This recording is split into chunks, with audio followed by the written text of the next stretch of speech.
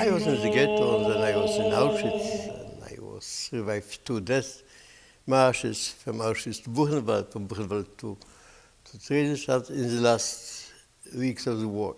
However, I survived. After the war, it was like a miracle to me, information that my mother survived. She underwent the selection in Auschwitz, then she was sent to Bergen-Belsen, and she survived. My father did not survive. My brother did not survive. They were gassed in Auschwitz. And I get, well, this is a very small compensation from the Germans. Well, almost nothing, but still I get something. My father, my brother, they don't get anything. What should they get? They should get at least memory. And the idea of the museum just was invented. It came when we started thinking that those millions of people who have lived here for ages, they should get a sign of memory. That somebody who will pass by, he should know that there were people who lived here for ages.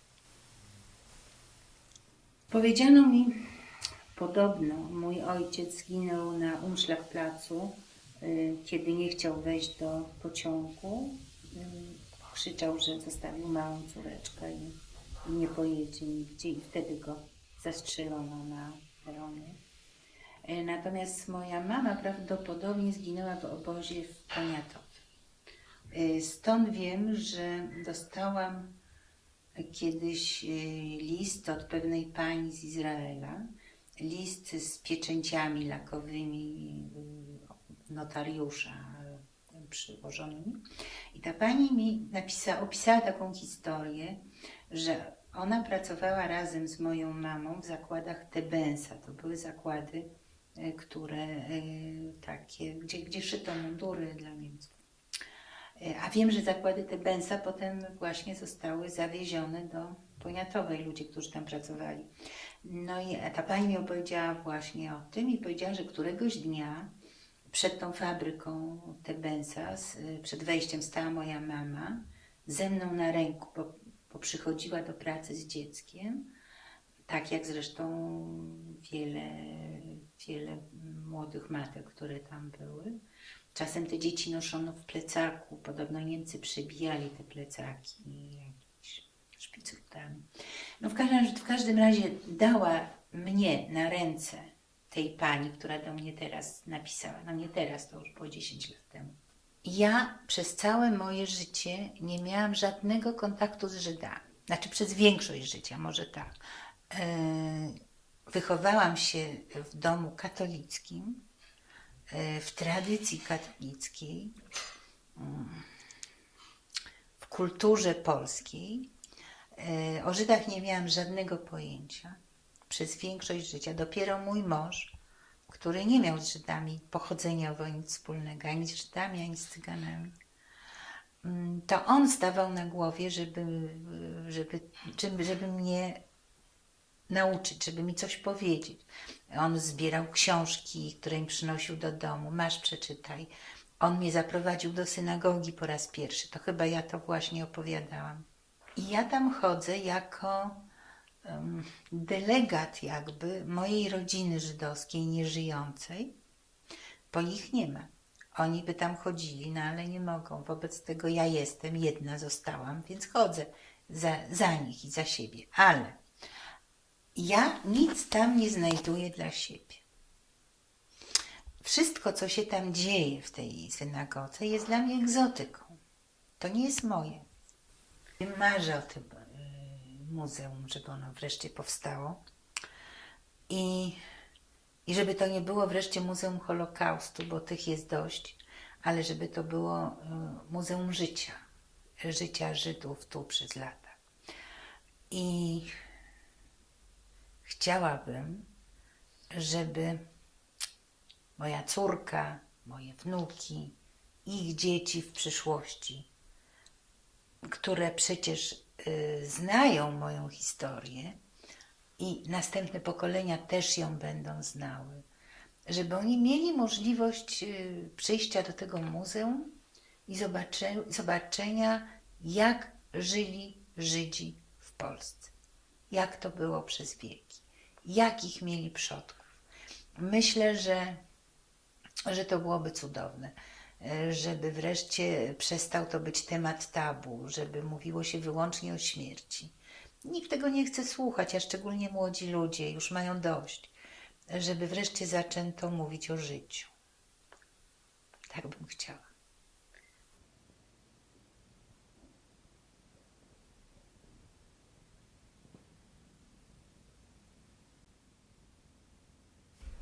Byłam w warszawskim getcie.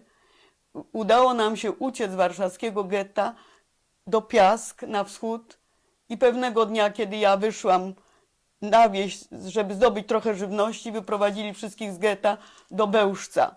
Ja nie widziałam moich rodziców, bo bym się przyłączyła, a tak to stałam i patrzyłam skamieniała, a wszystkich, moją matkę, ojca, brata i całą rodzinę zamordowali, moich najbliższych w Bełżcu. Ja zostałam sama, bez niczego i oczywiście udając katolickie dziecko, przeżyłam tą wojnę bez żadnej pomocy, dzięki instynktowi życia. Nie wiedziałam, że moi rodzice zginęli, nic nie wiedziałam. Ja jeszcze 2 lata po wojnie się nie przyznawałam, że jestem Żydówką, tak byłam przerażona. Uważam, że to jest wielka sprawa, to muzeum, wielka sprawa. Ja przekazałam pani takie interwiu ze mną było na temat pamięć, obowiązek moralny. I to jest to główne hasło, że pamięć to jest obowiązek moralny. Że nie ginie ten naród całkiem, ten człowiek, który pozostaje, po którym zostaje intelektualna pamięć, moralna pamięć. I dlatego to muzeum jest bardzo potrzebne. A dlaczego szczególnie w Polsce, powiem za chwilę. W Polsce była największa diaspora żydowska. Na ogół ci, co przyjeżdżają do Polski, to tylko idą na cmentarz i tylko się interesują Holokaustem. Tymczasem Żydzi polscy wnieśli ogromny wkład w rozwój ekonomiczny i w rozwój kulturalny tego kraju. I to cały świat musi wiedzieć o tym, że to nie jest tak, że Polacy gościli Żydów. Nie. Żydzi byli współtwórcami życia gospodarczego, intelektualnego i kulturalnego. I właśnie to wszystko, dlatego w Polsce powinno być to muzeum. Tu powinna być przekazana tysiącletnia historia wkładu Żydów, współżycia Żydów. Nie, że oni byli tylko goszczeni. Polin, tu spocznij. Oni nie tylko tu spoczęli, oni tu działali, oni tu tworzyli.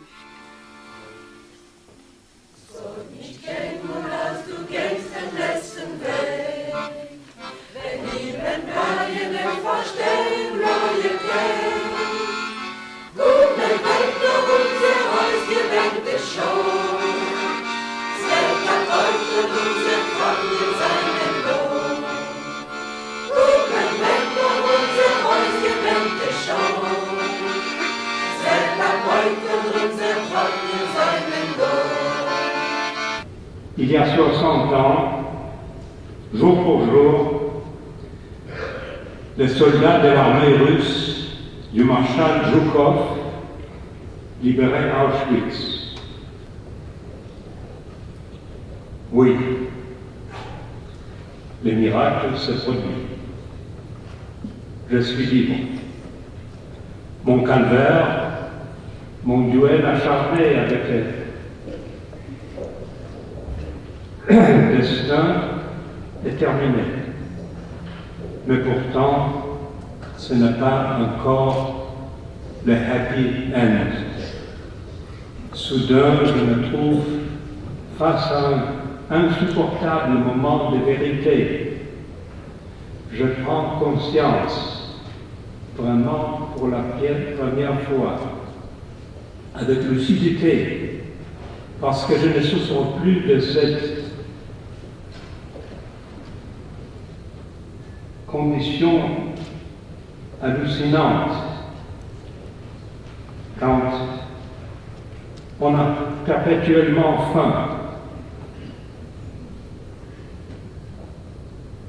Je prends conscience que je suis irrévocablement seul, que je suis l'unique survivant de ma grande famille, que tous les garçons et filles de mon école, littéralement tous, ont également été exterminés. Et moi, que vais-je devenir? Où vais-je aller? Ma ville natale, Bialystok, est une ruine, occupée par les soviets. Y a-t-il un lieu sur cette terre où je pourrais me sentir chez moi? Il n'y avait pas encore d'Israël.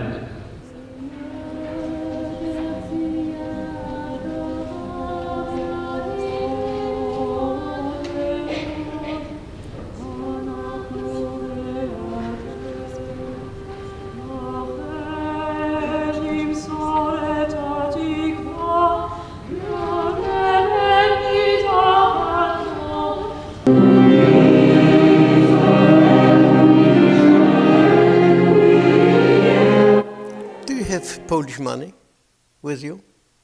Yes. Can you give me a banknote? A banknote. The smallest banknote? No, the smallest, 10 zloty. Also, okay, give me also another banknote. You see Polish banknotes? They are with Polish kings. Here a Polish king.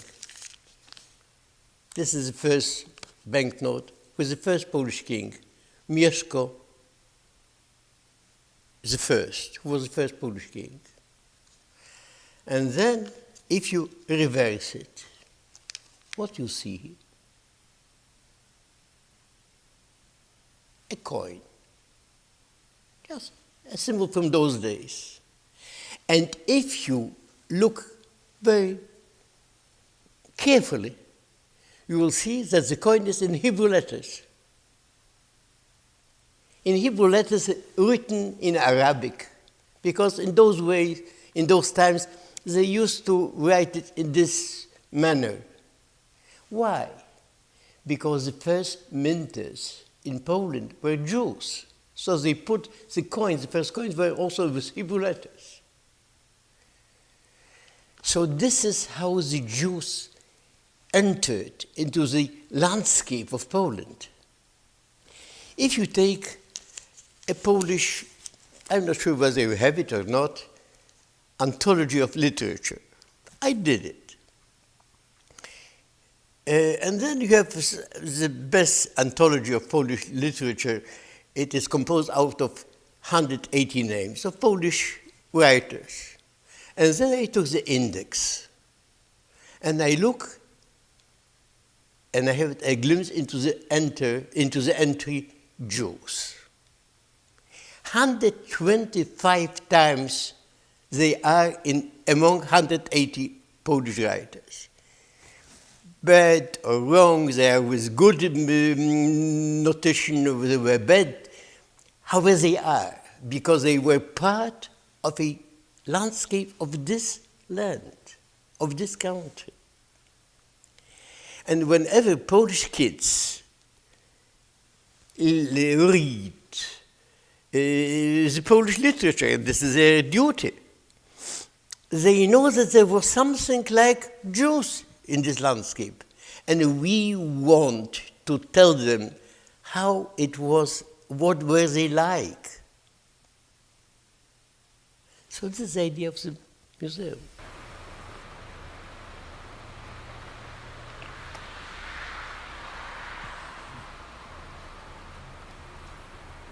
Il n'y a pas beaucoup de traces en ville, c'est-à-dire que ce passé juif, on n'en voit pas en ville, donc c'est souvent les profs ou bien quelqu'un comme nous qui aide aux enfants de retrouver ce passé juif à Varsovie. Qu'est-ce qu'ils savent des Juifs? Les traditions de leurs parents, ce que leurs parents ont raconté? Les enfants, qu'est-ce qu'ils savent de juifs? Oui. Presque rien. Souvent, il faut tout d'abord, quand on commence la promenade ou un atelier, il faut leur expliquer qu'est-ce que c'est un juif. Donc parfois, ils ne connaissent rien. Parfois, la signification du mot juif est très péjorative pour eux. Donc il faut tout expliquer. L'ignorance de passé juif dans la génération qui est nouvelle est très grande. Mais même dans ma génération, ce n'était pas évident. La première chose, on découvre la ville. Le programme commence par la promenade à Varsovie, donc on montre les endroits, un peu la frontière de l'ancien quartier juif. C'est le premier pas, on peut dire. Le deuxième, c'est l'atelier qui montre la culture, la langue et toute cette richesse qu'on ne peut plus voir. Et la troisième rencontre, c'est la rencontre avec justement ce sujet de la Shoah, où on montre qu'est-ce qu'il y avait dans l'archive. Ringelblum. Ringelblum, c'était un homme qui a créé l'archive souterrain du ghetto, qui était le chef de groupe Onek Shabbat, donc la joie de samedi. Donc le groupe qui rassemblait les documents ou les traces de vie ou même les œuvres d'art de ghetto et qui ont caché ça dans ce quartier, ce qui était découvert après dans les années 40. C'était caché au sous-sol, dans les caves. C'était mis dans les cannes à lait.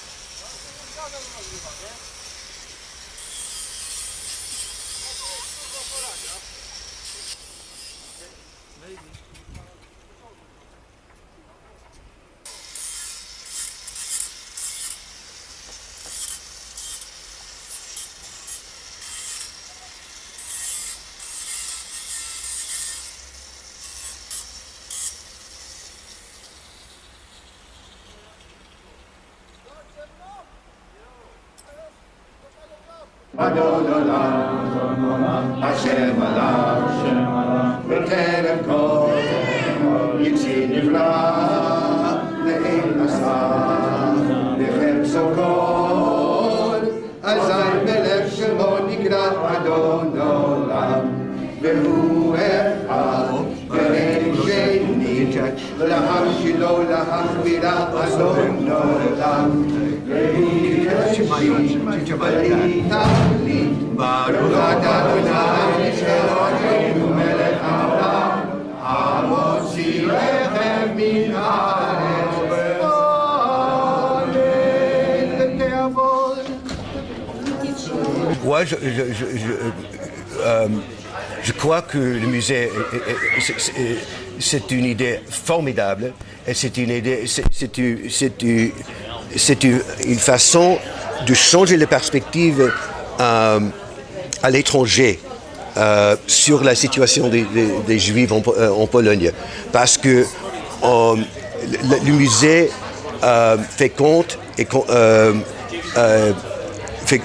de 1000 ans de vie, de 1000 ans de civilisation, de 1000 ans de succès, de 1000 ans de progrès, de 1000 ans de la génie juive en polonais. Et je crois qu'on doit changer la perspective. J'en suis entièrement d'accord qu'il est très important de visiter la concentration, de se mettre un peu en deuil, mais je crois qu'après le deuil, le temps de danser est arrivé.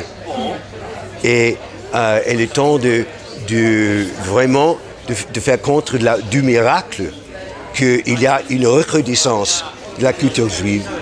Il y a énormément de respect à la part des intellectuels et du gouvernement polonais pour notre civilisation et notre rôle dans l'histoire du Pologne. Et je suis convaincu que vraiment le musée c'est un bon chemin pour rétablir un nouvel ordre et un nouvel ordre du jour, si vous voulez, pour établir des nouvelles relations et pour hausser un peu la conscience des Juifs et des étrangers qui se retombent dans l'archétype de Polonais comme provocateurs de pogroms, farouchement antisémites.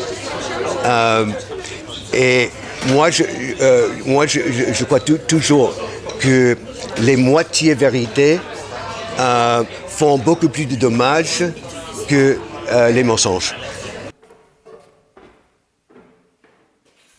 Il y a une chose qu'on m'a racontée que j'ai jamais vue qu'en film et qui est un film que je trouve absolument merveilleux, qui apparemment était un film qui a été fait pour lutter contre l'antisémitisme, une sorte de film publicitaire et qui n'est d'ailleurs jamais passé. Et donc on voit la grande plaine de Pologne et on entend un chœur d'hommes qui chante « Tant que nous serons vivants, la Pologne ne disparaîtra pas », ce qui est les premières phrases de l'hymne polonais. Et puis la caméra bouge comme ça, et on voit ceux qui chantent, et ceux qui chantent sont des rabbins. Donc tant qu'il y aura des Juifs, la Pologne ne disparaîtra pas. Et ce qui est une chose très jolie. Mais donc il y a aujourd'hui un peu cette sorte de tendance-là, il y a une tendance de retourner en arrière, de découvrir que les deux cultures étaient très mêlées. Bon. Alors, les musées comme les monuments sont toujours des lieux, enfin souvent les monuments en tout cas sont des lieux pas pour se rappeler mais pour oublier. Et un État peut être très cher, un monument, et puis les comptes sont bons. Et naturellement les comptes ne sont jamais bons. Et donc je pense toujours qu'il faudrait faire des monuments extrêmement fragiles pour qu'on puisse les refaire tous les 3 ans. Et à ce moment-là on verra si la prière se continue comme ça. Je pense que c'est actuellement utile, vu une situation qui a un désir positif du gouvernement polonais de se réconcilier avec ce passé, et que maintenant, heureusement, un Polonais peut dire « j'ai eu une grand-mère juive » et que tout le monde trouve ça très bien. Voilà. Et ça, c'est déjà un progrès énorme. Alors que cette chose avait été cachée, maudite, pendant 60 ans. Well, I think we should play on different pianos. So one piano is not enough. And the museum, when it is finished, when we are through with it, it would be a museum, a Polish museum in Poland. Not only for Poles, but it would be like it is Auschwitz. It is basically half of the visitors are people from Poland and half are visitors from abroad.